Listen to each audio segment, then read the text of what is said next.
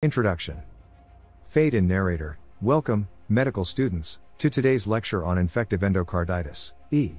In this comprehensive session, we will delve into the intricate mechanisms of microbial adherence, biofilm formation, and immune evasion on the endocardial surface. We will explore the diverse microorganisms causing E, their specific virulence factors, and how they interact with cardiac tissues.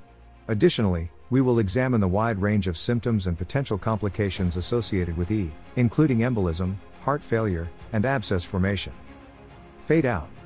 Fade in narrator. The pathogenesis of infective endocarditis involves a complex interplay between microbial factors and host defense mechanisms. Microbes colonize the endocardial surface through various mechanisms of adherence, allowing them to form biofilms.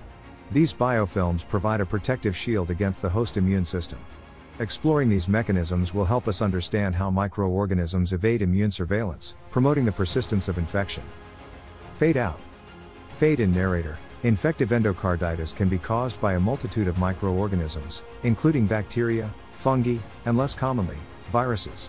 Each pathogen possesses specific virulence factors that contribute to their ability to colonize and damage cardiac tissues. Understanding the diversity of microorganisms involved and their virulence factors is crucial in developing targeted therapeutic strategies. Fade out. Fade in narrator. Clinical manifestations of infective endocarditis can vary widely, making diagnosis challenging. Common symptoms include fever, fatigue, and new onset or changing heart murmurs. However, complications such as embolism, heart failure, and abscess formation can significantly impact patient outcomes.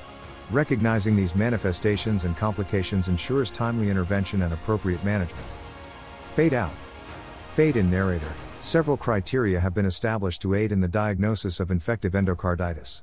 Among these, blood cultures play a central role in identifying the microbial agents involved.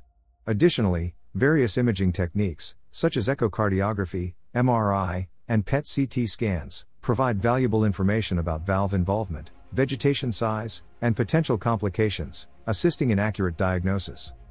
Fade out. Fade in narrator. Antibiotic therapy is the cornerstone of infective endocarditis treatment. Understanding the different classes of antibiotics, their mechanisms of action, and potential drug interactions is essential in designing effective treatment regimens. Moreover, determining the optimal duration of therapy is crucial to ensure complete eradication of the infection while minimizing the risk of resistance development. Fade out. Fade in narrator. In certain cases of infective endocarditis, surgical intervention becomes necessary. Indications for surgery include persistent infection, heart failure, valve dysfunction, or embolism. Various surgical procedures, such as valve repair or replacement, are available depending on the extent of damage.